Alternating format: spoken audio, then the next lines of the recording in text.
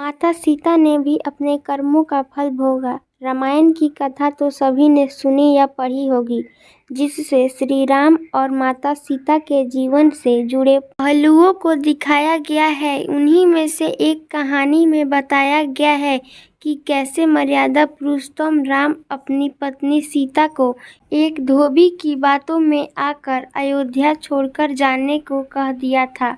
लेकिन क्या आपको पता है कि वो धोबी के रूप में जन्मा एक पक्षी था, जिसके श्राप की वजह से ही माता सीता को वन में भटकना पड़ा था। जी हाँ, आपने सही सुना, माता सीता को श्राप मिला था। आज हम आपको बताएंगे कि देवी सीता को किस पाप की सजा मिली, जो उन्हें वन वन भटकना पड़ा। मिथिला नगरी में जनक राजवंश राजा रहा करता था। उन्हीं में से एक राजा सिरध्वज थे। एक बार यज्ञ के लिए वो जमीन जोत रहे थे। उसी समय वहाँ एक छोटी कन्या निकलती है। इस सुंदर कन्या को देखकर राजा को बहुत खुशी हुई। उन्होंने उस कन्या को अपनी पुत्री बना लिया। उसका नाम सीता रखा।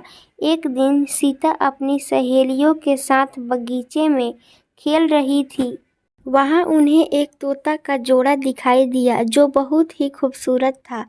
वह दोनों पक्षी एक पर्वत के चोटी पर बैठकर बातें कर रहे थे। पृथ्वी पर श्री राम नाम की विख्यात एक बड़े सुंदर राजा होंगे। उनकी महारानी का नाम सीता होगा। श्री राम सीता के साथ कई वर्षों तक राज्य करेंगी। धन्य है वे जानकी देवी और धन्य है वे श्री राम तोते की ऐसी बातें सुनकर सीता ने सोचा कि ये दोनों तो मेरे ही बारे में बातें कर रहे हैं। इन्हें पकड़कर मैं इनसे अपने जीवन से जुड़ी सारी बातें पूछ सकती हूँ। इसीलिए उन्होंने अपनी सहेलियों से उस दोनों पक्षियों को पकड़कर लाने को कहा। उनकी सहेलियाँ उस पर्वत पर गई और दोनों पक्षियों को पकड़कर ले आई। माता सीता उन पक्षियों से कहती है कि तुम दोनों बहुत सुंदर हो। देखो, डरो नहीं, मैं तुम्हें कोई नुकसान नहीं पहुंचाऊंगी। तुम बस मुझे ये बताओ कि तुम कौन हो और कहाँ से आए हो। राम कौन है और सीता कौन है?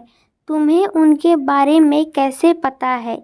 माता सीता के पूछने पर दोनों पक्षी बताते हैं कि एक बहुत विख्यात महर्षि वाल्मीकि है, जिसका पाठ उन्होंने अपने शिष्यों को भी कराया है। उन पक्षियों ने सीता को ये भी बताया कि इस ग्रंथ में महर्षि वाल्मीकि ने बताया है कि महर्षि ऋष्यशृंग के द्वारा किए गए पुत्रेष्टि यज्ञ से प्रसन्न होकर भगवान विष्णु राम, लक्ष्मण, भरत और शत्रुघ्न ये 4 मानव शरीर धारण कर पृथ्वी पर जन्म लेंगे।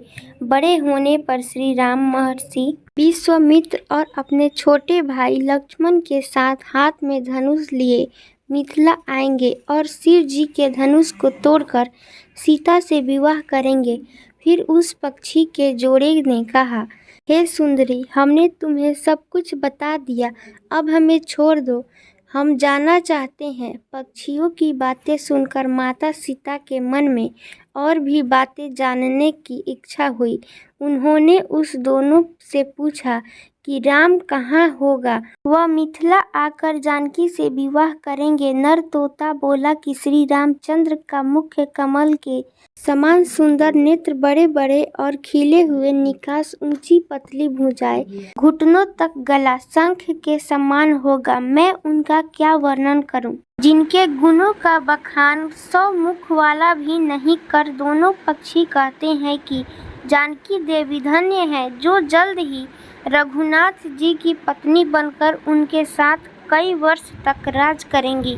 लेकिन तुम कौन हो? पक्षियों की बातें सुनकर सीता ने कहा कि जिसे तुम लोग जानकी कह रहे हो, वो मैं ही हूँ। माता सीता उन्हें कहती है कि मैं तुम दोनों को तब ही छोड़ूंगी जब श्री राम यहाँ आकर मुझसे विवाह करेंगे। तब तक तुम दोनों आराम से मेरे घर में रह सकते हो।